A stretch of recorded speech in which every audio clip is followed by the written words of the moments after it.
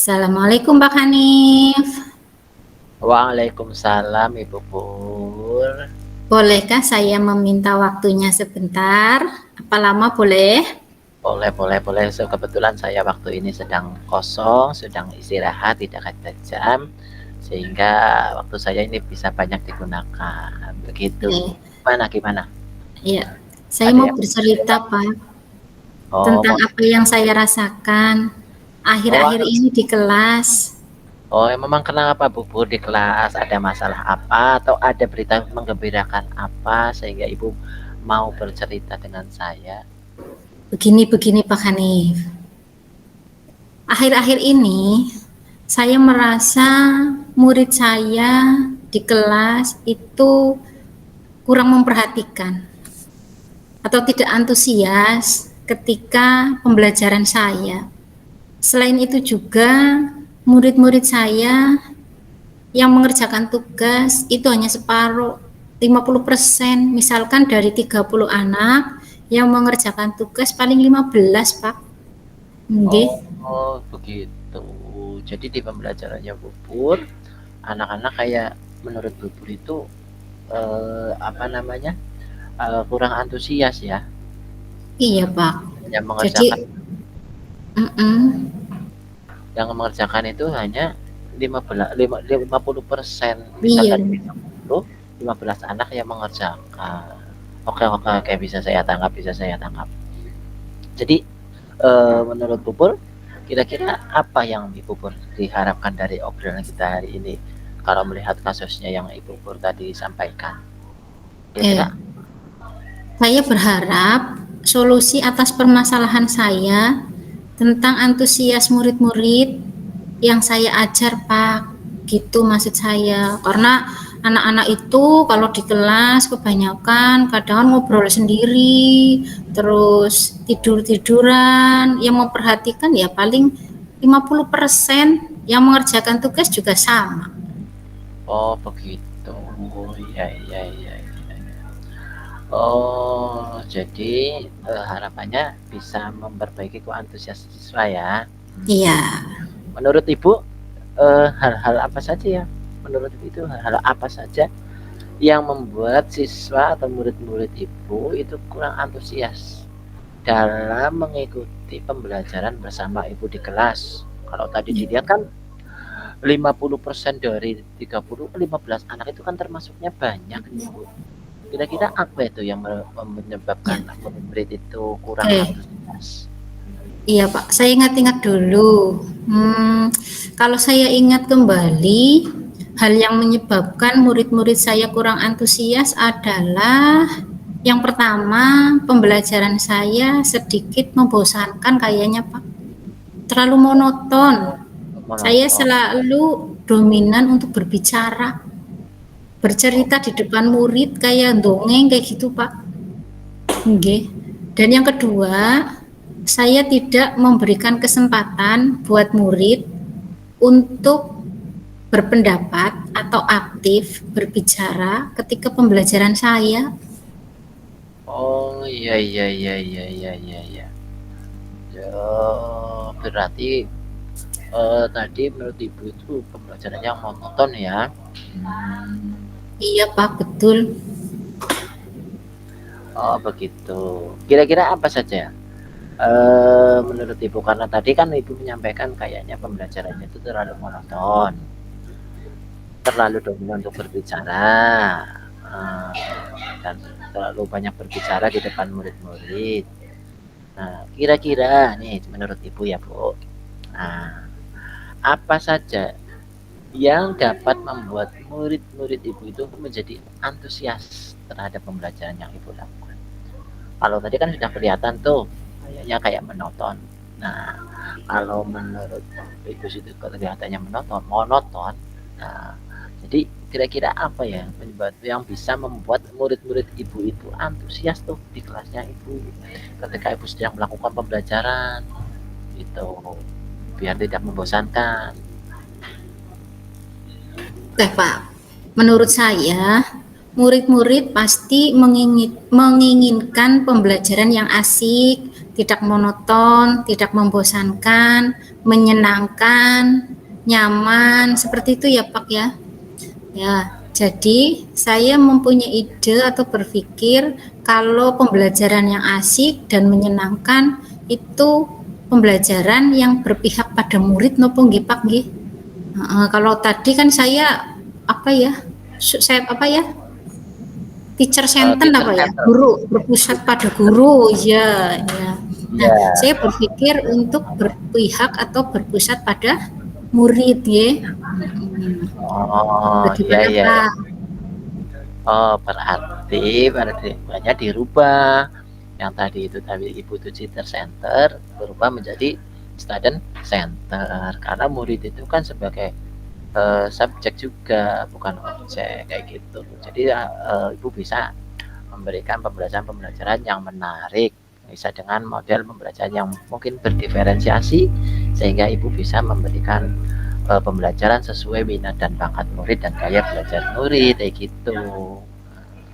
Oke, wah. Betul Pak. Saya sependapat dengan Bapak. Lalu, menurut Bapak, apa saja yang bisa, oh iya, menurut saya itu bagus sekali ide dari Bapak tentang pembelajaran yang menyenangkan, tidak monoton, dan berdiferensiasi ya, agar siswa itu menjadi nyaman dan senang gitu Pak nggih. Oke, betul seperti itu. Atau mungkin juga kalau misal pas murid-murid di tengah pembelajaran Ibu bosan, Ibu bisa memberikan apa nih? Kalau misal ada pembelajaran 90 menit di kelas nih. Nah, kan agak boring juga tuh. Nah, Ibu bisa memberikan apa biar anak murid-murid mungkin bisa kembali bergairah. Apa coba menurut Ibu? Ya, menurut saya pembelajaran itu kan tadi berpihak pada murid, terus murid biar aktif. Apabila mereka sudah bosan, akan saya selingi dengan ice breaking ya. Jadi anak-anak biar fokus lagi dan membuat mindfulness kehadiran seutuhnya anak-anak itu dengan ice breaking, kemudian pembelajaran yang aktif, asik. Kemudian saya mencoba untuk menggunakan lab maya supaya pembelajarannya lebih menarik kayak gitu. Terus buka-buka video di YouTube supaya penyemangat atau membuat motivasi anak menjadi semakin antusias. Ngaten Pak.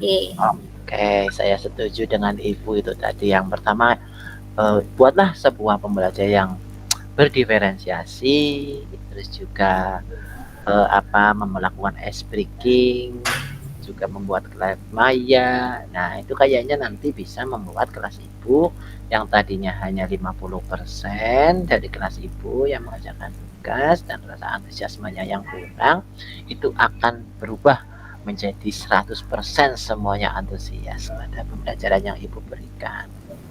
Oke, nah mengenai tugas yang diberikan kepada murid-murid Ibu, apa penyebabnya sehingga mereka itu kok kurang antusias tadi itu yang tadi dari 100% kok hanya 50% atau 30 dari 30 siswa kok hanya 15 siswa yang mengerjakan. Coba kenapa kira-kira? Kemungkinan karena tugas saya terlalu banyak dan berisi banyak ngitung Pak. Kalau IPA fisika itu kan ngitung-ngitung Pak, banyak ngitungnya. Jadi sebelumnya mungkin anak sudah takut dengan rumus duluan tanpa saya memberikan media pembelajaran yang beragam dan asik kayak gitu. Oh, oke, iya. Kalau boleh tahu nih Bu, selama ini Ibu menggunakan media pembelajaran atau media ajarnya itu apa saja yang digunakan di dalam kelas Ibu? Mungkin itu bisa menjadi koreksi-koreksi juga. Ya, media pembelajaran yang saya gunakan itu masih papan tulis dan spidol. Soalnya ini berkaitan sama rumus, Pak, ngitung kayak gitu. Jadi masih menggunakan papan tulis sama spidol. Oh, begitu.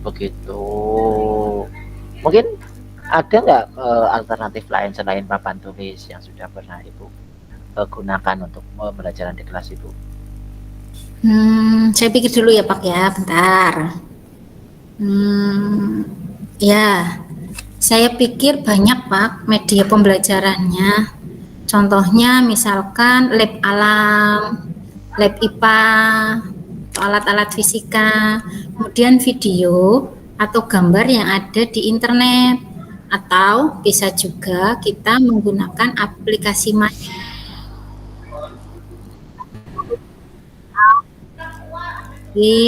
terus niku napa nggih?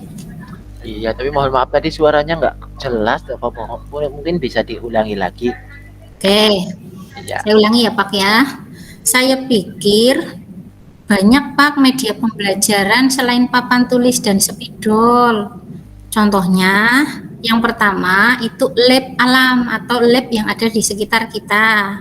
Kemudian lab IPA atau alat peraga yang ada di IPA, alat-alat laboratorium. Kemudian video atau gambar yang ada di internet. Atau bisa juga menggunakan aplikasi Maya seperti Lab Maya, contohnya yaitu aplikasi Pet Colorado. Jadi ketika kita mau menghitung frekuensi atau panjang, kita tinggal isi saja di situ, klik, terus nanti langsung sudah muncul jawabannya. Seperti itu Pak. Gimana? Oh, nah betul sekali Bu. Ternyata banyak ya media belajar yang bisa kita gunakan di kelas Bu, selain papan tulis. Nah, itu bisa nanti membantu pembelajaran kita di kelas menjadi semakin menyenangkan. Saya yakin sekali bila Ibu itu bisa menggunakan berbagai macam media pembelajaran, media belajar yang pastinya nanti dalam pembelajarannya Ibu, anak-anak menjadi antusias mengikuti pembelajaran Ibu. Bisa menggunakan lab alam, lab IPA tadi, atau menggunakan lab Maya, Colorado, dan lain sebagainya. Itu bisa digunakan di Ibu. Saya yakin Ibu bisa itu memanfaatkan itu. Sehingga anak-anak nanti antusias tuh ke pelajarannya Ibu. Oke Pak. Nah, jadi menurut Ibu, kira-kira sekarang rancangan Ibu itu untuk menyelesaikan masalah ini seperti apa? Tadi karena antusiasme siswa yang kurang, terus tugas-tugas ya hanya 50%. Setelah diskusi ini, kira-kira rencana Ibu untuk menyelesaikan masalah ini itu seperti apa? Oke, rencana saya yang pertama ya Pak ya.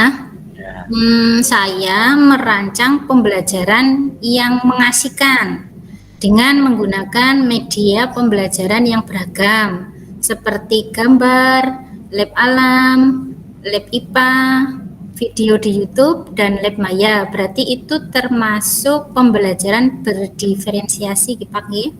Kemudian yang kedua, saya akan memberikan tugas yang tidak terlalu banyak. Kemudian bentuk tugas itu juga sesuai dengan minat dan bakat murid saya. Istilah saya akan melaksanakan pembelajaran diferensiasi produk. Kemudian murid tidak terkesan dipaksa, tetapi mereka memang senang mengerjakan tugasnya. Misalnya membentuk gambar atau membuat gambar, terus mind map, tulisan singkat, atau mereka langsung berbicara atau presentasi di depan. Gitu. Bagaimana? Bagus sekali rencana Ibu dalam penerapannya. Semoga nanti dalam penerapannya bisa Ibu jalankan dan berhasil sehingga antusiasme anak-anak Ibu di dalam kelas menjadi tinggi dan mengerjakan tugas-tugasnya yang tadinya 50% menjadi 100% semuanya bisa mengerjakan. Begitu. Bagus sekali. Semoga nantinya berhasil gitu. Terus apa nih komitmen Ibu terhadap rencana itu nih? Oke. Komitmen saya untuk selalu membuat rencana pembelajaran yang mengasihkan, menggunakan banyak media pembelajaran untuk memahami materi sehingga murid-murid saya dapat menjalankan merdeka belajar. Dan saya akan membuat murid-murid saya senang dan nyaman ketika dalam pemahaman materi tanpa ada unsur paksaan akan saya serahkan media akan saya mengadakan pemilihan media pembelajaran yang beragam untuk murid-murid saya, serta tugas yang berdiferensiasi produk, seperti itu. Oke, wah, bagus sekali. Saya sangat mendukung nih. Saya sangat mendukung apa yang Ibu rencanakan untuk di kelas Ibu ke depannya. Mudah-mudahan semuanya bisa berjalan lancar dan sesuai dengan harapan Ibu ya, Bu. Iya, Pak. Terima kasih Pak Hanif atas waktunya untuk sharing. Mudah-mudahan kita semua menjadi guru yang selalu dirindukan oleh murid-muridnya ya, Pak. Amin, amin, ya Amin. Tuhan, amin. Jadi kalau kita ketemu anak-anak jadi sarangeo kayak gitu nggih, Pak. Iya, Oke, jadi sudah sudah lebih lega setelah bercerita dengan Pak Hanif. Jadi masalah saya ketika anak tidak semangat atau tidak antusias dalam pembelajaran, sekarang jadi lebih antusias dengan cara pembelajaran yang berdiferensiasi menggunakan media pembelajaran yang bervariasi dan menggunakan tugas yang berdiferensi juga. Seperti itu. Terima kasih Pak Hanif atas waktunya. Sama-sama.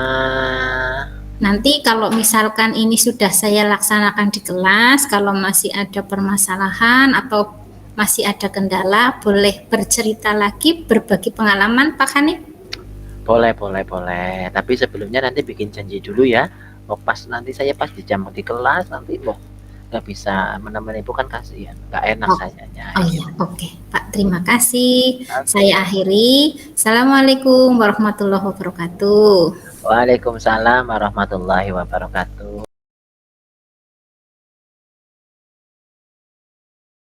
Oke.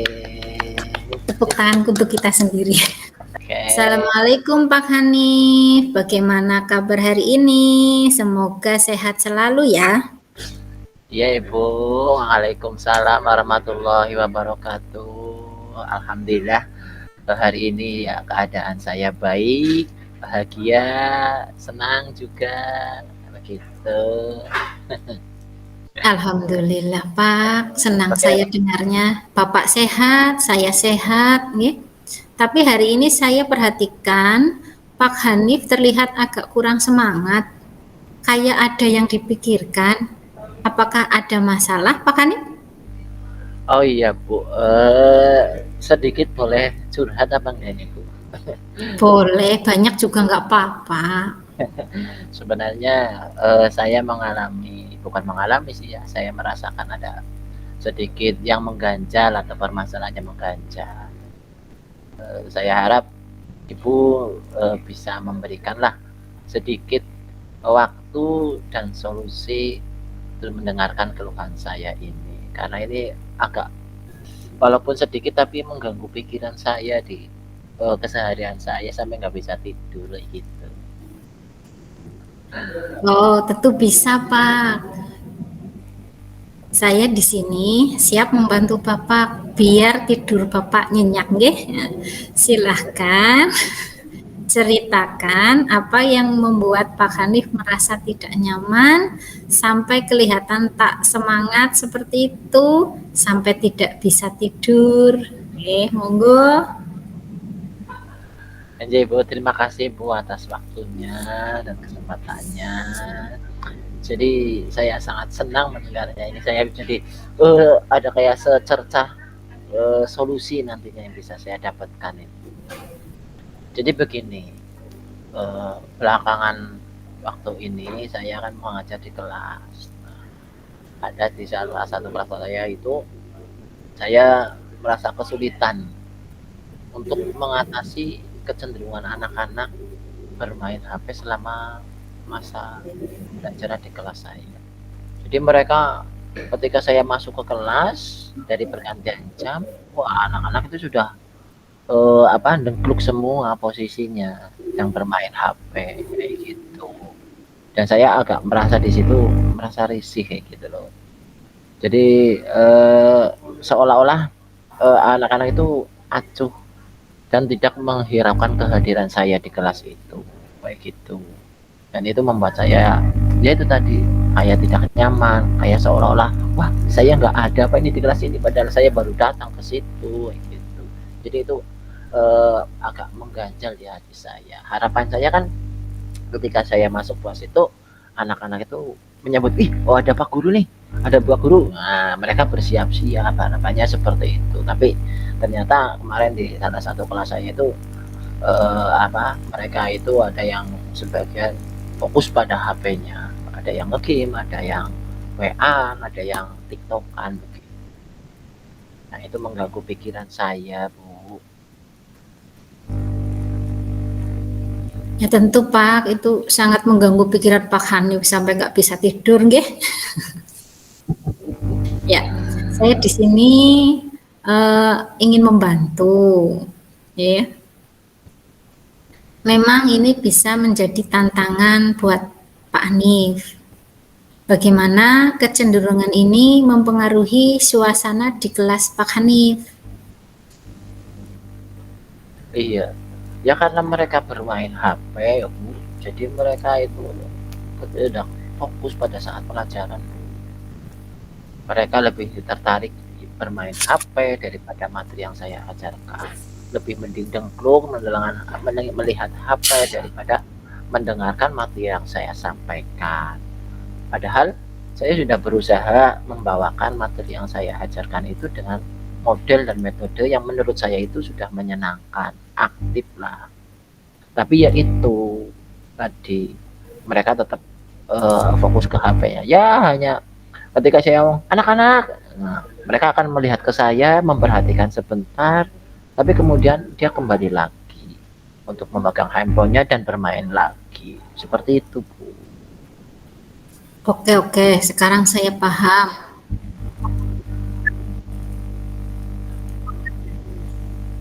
Nggak kedengeran, Bu, itu suaranya. Oke, sekarang saya paham. Apakah Pak Hanif sudah mencoba mengatasi masalah ini? Iya, sejauh ini di kelas-kelas yang lain saya sih sudah mencoba memberikan peringatannya. Jadi, oh anak-anak, nanti ketika jam pelajaran saya tolong jangan bermain HP ya. Nanti kita fokus ke pelajaran dulu. Lalu nanti kalau diperkenankan untuk bermain HP, silakan kalian bermain HP, kayak gitu. Dan apa namanya? Larangan itu saya berikan selama pembelajaran saya, itu yang sudah saya lakukan, Bu, selama ini. Oh, itu sebenarnya sudah bagus Pak Hanif. Berarti ada tindakan yang sudah Bapak lakukan untuk mengatasi masalah tersebut ya. Terus, apa yang diharapkan Pak Hanif dari pembicaraan kita ini? Solusi atau strategi untuk mengatasi kecenderungan anak-anak bermain handphone, Pak? Ya harapannya tadi ketika saya mau berdialog dengan ibu, saya mengharapkan juga ada solusi atau inovasi atau apalah yang bisa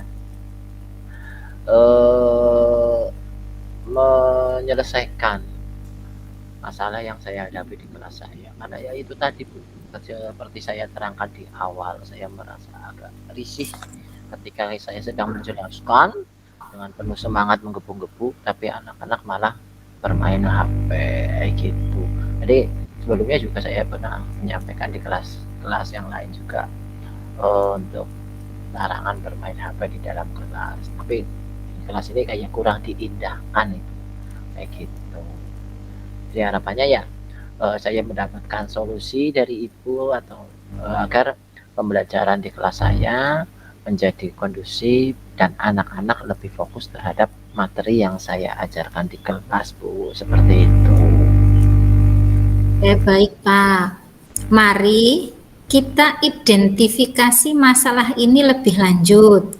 Apa dampak dari kecenderungan bermain handphone terhadap pembelajaran di kelas? Dampaknya sangat banyak, Bu, ya. Ya. Dampaknya sangat itu sangat berpengaruh. Di antaranya yang pertama jelas itu sangat mengganggu konsentrasi anak-anak karena dia bermain HP, jadi fokusnya ke HP, matanya ke HP, tangannya ke HP, pikirannya ke HP, sehingga dia tidak berfokus atau tidak konsentrasi pada materi yang saya ajarkan, Bu. Itu. Terus yang kedua juga mereka tidak fokus pada materi, dan yang ketiga itu interaksi antar teman di kelas itu menjadi terganggu karena dia fokusnya ke HP.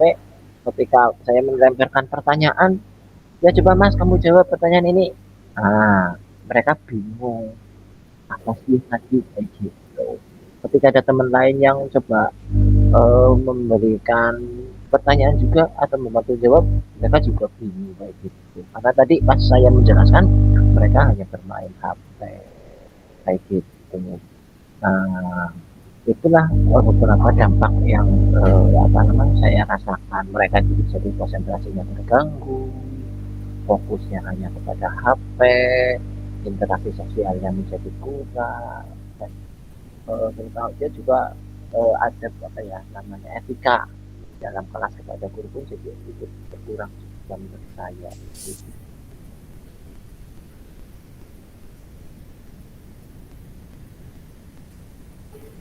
Oke, Pak Hanif. Jadi Pak Hanif merasa diduakan ya, Pak, dengan HP itu? Iya betul, Bu, betul sekali, saya merasa didoakan. Apakah Pak Hanif sudah mencari tahu alasan anak-anak di balik kecenderungan ini? Iya, kalau saya perhatikan ya, Bu, dari mereka itu ternyata mereka itu sebagian itu lebih senang bermain game, Bu, kayak gitu. Bermain game seperti Mobile Legends, terus apalagi itu ya, pokoknya bermain game kayak gitu, Ludo, yang lainnya juga iya. Nah, apalagi kalau permainan itu sedang keadaan mode online, yang pemainnya itu bukan hanya diri kita sendiri tapi dengan orang lain, sehingga sampai ketika saya mengingatkan, Mas ayo ini sudah pelajaran saya ini, ayo gitu kan, nanti pak tanggung ini nanti sebentar lagi saya mati ini, nanti nunggu dulu pak, sebentar lagi 5 menit kayak gitu.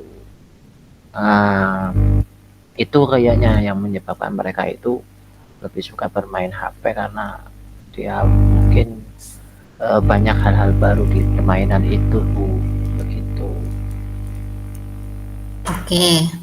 Terus bagaimana dengan interaksi sosial di antara siswa? Apakah kecenderungan ini mempengaruhi hubungan mereka? Ya iya, Bu, jelas itu sangat berpengaruh, Bu, gitu.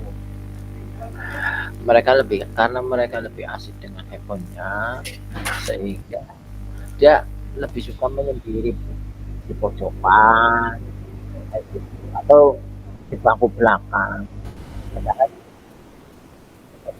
ada rotasi atau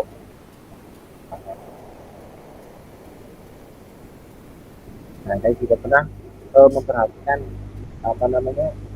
sebelum saya memulai pelajaran, walaupun saya tidak masuk di situ, ketika mereka sedang bermain, ada temannya yang memanggil, Mas tidak ada gurunya nih, kerjain dulu. Nah, itu tidak diceritakan, jadi masih main begini sampai ya mungkin cara kita itu sampai berhenti itu sampai pemainnya itu.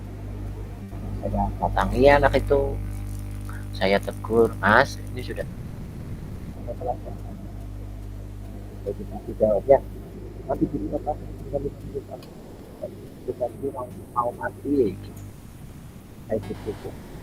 Bukan berarti di situ mereka itu lebih mementingkan dirinya sendiri, sehingga interaksi sosial antara dia dengan teman-temannya, dia dengan saya sebagai gurunya itu kurang dianggap lah kayak gitu, kurang dihargai. Itu yang mengganjal pikiran saya, yang saya curhatkan kepada ibu. Jelas, Bu Pur? Tadi agak sedikit kurang jelas, Pak. Iya, tapi ya setelah ini sudah saya tangkap. Terima kasih atas penjelasan Pak Hanif. Pak Hanif, sekarang mari kita fokus pada rencana tindakan untuk mengatasi masalah ini. Tapi sebelumnya, tadi yang pertanyaan saya tentang interaksi sosial itu tadi kan sedikit kurang jelas kalimatnya. Tolong diperjelas untuk poinnya, Pak. Nggih. Oh iya, Bu, mohon maaf, Bu. Jadi begini, Bu, karena mereka cenderung asik bermain HP ya, sehingga daripada berinteraksi dengan orang lain atau teman-temannya di situ. Nah, di mereka itu lebih suka menyendiri, Bu, kayak gitu. Atau duduk di pojokan lah, di bangku belakang lah, yang sekiranya mereka itu tidak terganggu dengan orang lain. Nah, pernah gini, suatu ketika itu setelah saya masuk di kelas dan saya sudah memberikan salam, ya, ada temannya yang mengingatkan, Mas, udah ada Pak Guru nih. Nah, dia hanya melihat sebentar dan tidak menghiraukannya. Sampai saya mendekat ke anak itu, saya sampaikan, Mas, ini sudah pelajarannya Pak Guru, ayo kita mulai pelajaran dulu, gitu. Tapi mereka memberikan jawaban, bentar Pak, 5 menit lagi lah, ini tanggung, ini udah mau ini menang, udah mau kalah nih, kayak gitu jawabannya. Sehingga Oke. ya tuh kayak gitulah, Bu, tadi. Oke. Terima kasih atas penjelasannya Pak Hanif, sekarang sudah jelas. Mari kita fokus pada rencana tindakan untuk mengatasi masalah ini. Ayo, rencana aksi dari Pak Hanif apa? Pertama-tama, apakah Pak Hanif sudah memikirkan langkah-langkah konkret untuk mengatasi masalah ini? Apa ya, Bu? Saya pikir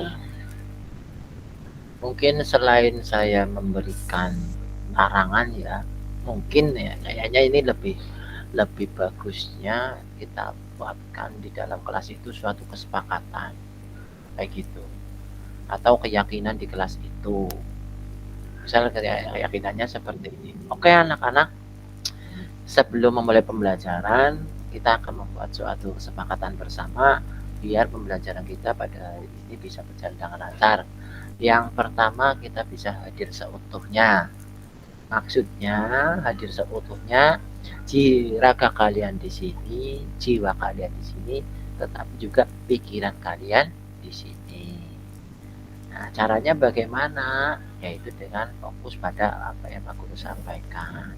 Yang kedua, mungkin bisa dengan memberikan terkait HP ini, berarti pada pelajaran Pak Guru kita sepakat nih, kita tidak memegang HP selama 45 menit ke depan. Nah, dengan konsekuensinya bagaimana nih? Ayo kita tentukan bareng-bareng. Apakah HP-nya tetap di atas meja kalian atau dipindahkan ke mejanya Pak Guru, kayak gitu. Nah, mungkin bisa seperti itu, Bu. Kayaknya bisa jadi, mungkin menurut saya. Kalau kemarin kan hanya dilarang, mungkin ini kalau sudah keyakinan kelas bersama kan nanti ada teman-teman yang lain ikut mengingatkan ketika ada temannya yang sedang bermain HP gitu. Baik diingatkan secara langsung atau diberitahukan kepada saya. Biar nanti ditindaklanjut menerima konsekuensi dari keyakinan kelas yang sudah disepakati bersama tadi, Bu. Gitu. Ya, langkah yang bagus Pak Hanif. Ya, kalau misalkan belum membuat keyakinan kelas, dibuat dulu keyakinan kelasnya, tapi kalau sudah berarti kita mengingatkan ya, begitu. Selain itu, apakah bisa dilakukan kegiatan-kegiatan yang lebih interaktif untuk memotivasi anak-anak agar tidak terlalu tertarik pada handphone? Mungkin kayak gini, saya mungkin akan mencoba membuat pembelajaran yang lebih menarik. agar anak-anak itu nantinya lebih fokus kepada materi yang saya sampaikan.